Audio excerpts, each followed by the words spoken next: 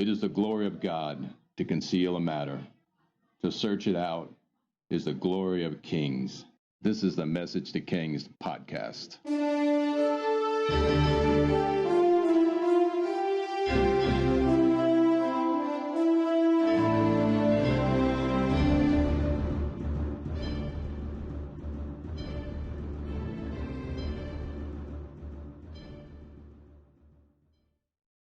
Episode 253, The End of the Hasmonean Dynasty and the Rise of Herod.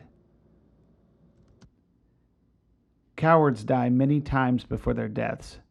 The valiant never taste of death but once. Julius Caesar, Shakespeare. When Julius Caesar dies, the Roman Republic experiences another great upheaval. Determined to hunt down the assassins of Julius Caesar, Mark Antony, Marcus Lepidus, and Octavian formed the Second Triumvirate. The western part of the empire, including Rome, is in their hands, but the assassins of Caesar, they go east, including Brutus and Cassius and other republicans, and they form themselves and gather legions and resources. Cassius shows in Syria demanding tribute and troops to fight against the Triumvirate. Cassius demanded 700 talents out of Judea. Herod Antipitar and Malicious, a nobleman in Jerusalem, was tasked with obtaining the funds. Herod pays for part of the funds after taking great wealth from around Jerusalem and some of his own wealth. Malicious blunders around, and Cassius threatens him with his life. Antipitar saves Malicious from death by expending 100 talents of his own, placating Cassius's anger. This leaves Judah from further issues during the Civil War. That is, until one of Caesar's old generals, Labienus, does the unthinkable. He goes to the Parthians for support, and it works, drawing enemy armies all the way into Judah eventually. The Parthians will actually support the Republicans, or the Liberators as they call themselves, by offering them troops in battle. Cassius takes these funds from Herod and other client states and assembles an army to confront Antony and the armies of Octavian. The final battle in what is called the Liberators' War occurs at Philippi. At Philippi, a 2-day battle ensues with up to 200,000 Romans and allies fighting it out. The battle occurs in 42 BC, and it's a close battle, fought largely hand-to-hand. On the first day, Brutus best Octavian, but Mark Antony best Cassius, where he commits suicide thinking Brutus was dead. On the second day, the triumvirate crushes the remaining forces of Brutus. And here's some of the quotes. Plutarch gives Brutus's final words, "O wretched virtue, thou wert but a name, and yet I worshipped thee as real indeed, but now it seems thou wert but fortune's slave." Augustus's own version of the Battle of Philippi was, "I sent into exile the murderers of my father, punishing their crimes with lawful tribunals, and afterwards, and when they made war upon the Republic, I twice defeated them in battle." Meanwhile, conspiracies are afoot in Jerusalem, and Herod gets stuck in the crossfire.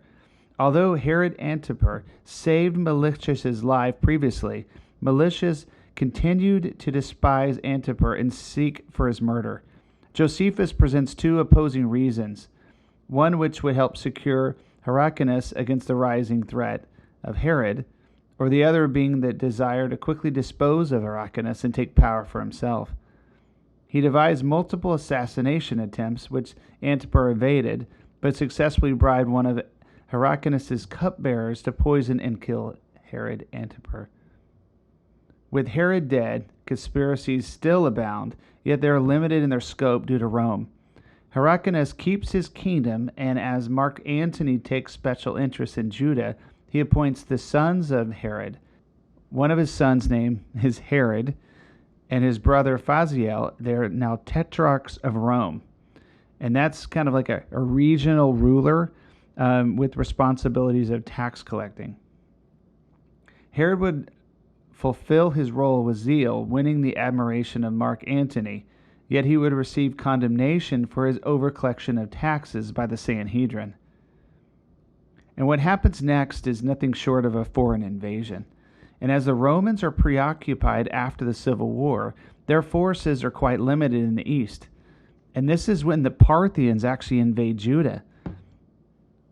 Antigonus, the son of the previous king Aristobulus II, Antigonus, the son of the previous king Aristobulus II, rouses the Parthians to invade Syria and Palestine.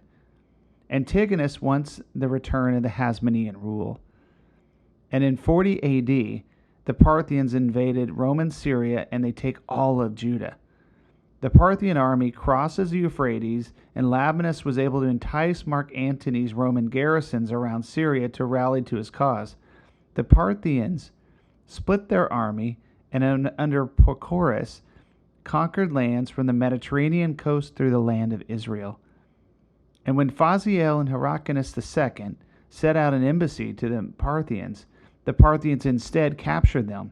Antigonus, who was present, cut off Hyrcanus' ears to make him unsuitable for the high priesthood, while Phasael was dead in a matter of days. Herod fled to Masada, then to Petra, and later Rome. Antigonus declared the return in the Hasmonean line. And in Rome, Herod must have been overwhelmed by the splendor of the capital, but at the same time, he's just kind of completely lost. I mean, he lost his father only a few years ago. His brother was just killed. The area that where he's from is now taken over by the Parthians and his enemies. This is where the story of Herod takes a radical turn. Supported by Antony, he was proclaimed king of the Jews by the Roman Senate and returned later to Judea to claim the throne. And no longer the hidden power behind the throne like his father, he's now Rome's man in Judah. It's absolutely fascinating how he lost his father and his brother and basically his country. He flees to Rome and now he's named king. But the only problem is he has to retake it. Here's a raw historian write-up of the event. Antony then resolved to get Herod made king of the Jews and told the Senate that it was for their advantage in the Parthian war that Herod should be king. So they all gave their votes for it. And when the Senate was separated, Antony and Caesar went out, with Herod between them, while the consul and the rest of the magistrates went before them in order to offer sacrifices and to lay the decree in the capital. Antony also made a feast for Herod on the first day of his reign. Herod found great favor in Antony and Octavian. Plenty challenges await Herod as he now goes with the fleet all the way to Judah, and then he marches to Jerusalem, and he has to besiege his own capital. After 40 days, Herod's forces breach the wall. They eventually take Jerusalem by storm. And despite Herod's pleas for restraint, the troops now acted without mercy, pillaging and killing all in their path, prompting Herod to complain to Mark Antony. Herod also attempted to prevent Roman soldiers from desecrating the temple's inner sanctuary, eventually bribing General Sosius and his troops in order that they might not leave him king of the desert. Antigonus surrendered to Sosius and was sent to Antony for a triumphal procession in Rome. However, Herod, fearing that Antigonus would also win backing in Rome, bribed Antony to execute Antigonus. Antony, who recognized that Antigonus would remain a permanent threat to Herod, had the Hasmonean beheaded in Antioch, the first time the Romans had executed a subjugated king. Herod also had 45 leading men of Antigonus's party executed. And here's an interesting story, too, that tells the character of Herod. Toward the end of the campaign against Antigonus, Antigonus was rallying all the people of Jerusalem against Herod because, Herod wasn't even a Jew. He was an Idumean. But Herod did something about it, something a little shocking. Herod married the granddaughter of Hyrcanus, Miriam, who was also a niece of Antigonus. Herod did this in an attempt to secure his claim to the throne and gain some Jewish favor. However, Herod already had a wife, Doris, and a young son, but he chose therefore to banish Doris and her child. This is the nature of the Herods, which we'll learn later. Narcissist and ruthless. a political spirit consumed with power and controlled by the fear of the loss of his power. Herod would rule the Herodian kingdom as it came to be known until his death in 4 BC, an ever faithful client king of Rome. Any threat to his kingdom would be silenced. It was his way. He would even recruit a powerful bodyguard with as many as 400 troops. He would recruit them as far away as Gaul and Germania. They'd be his police force to execute his will and to keep order. In the next episode, we cover the collapse of the Second Triumvirate, the Roman Republic, and the making of Herod the Great.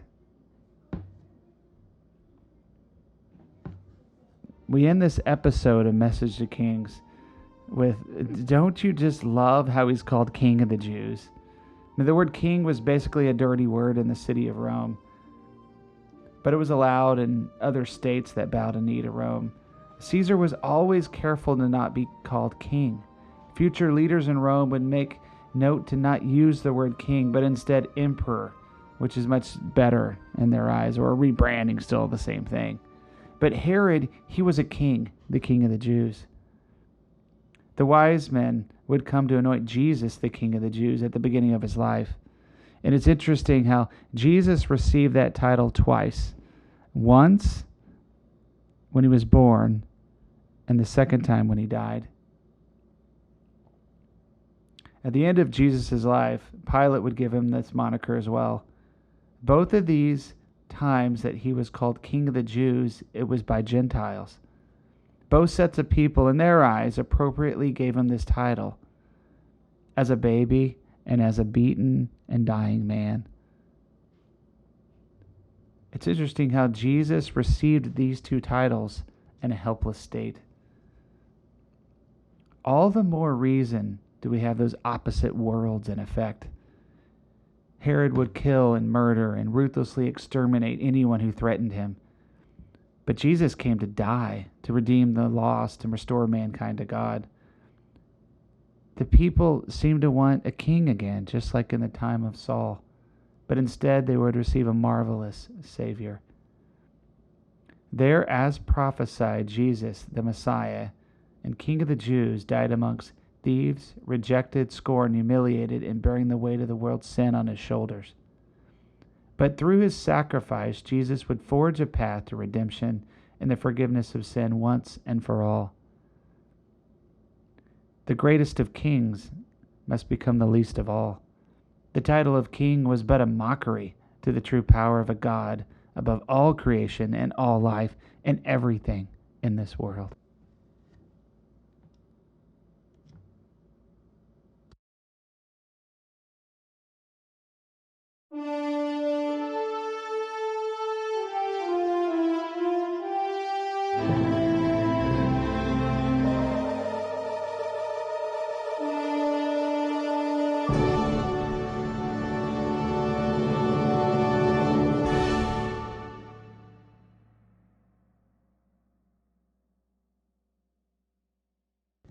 Thanks for joining us for this episode of Message to Kings. Feel free to visit the website, share the Facebook page, or if you want to chat, email us at messagetokings@gmail.com.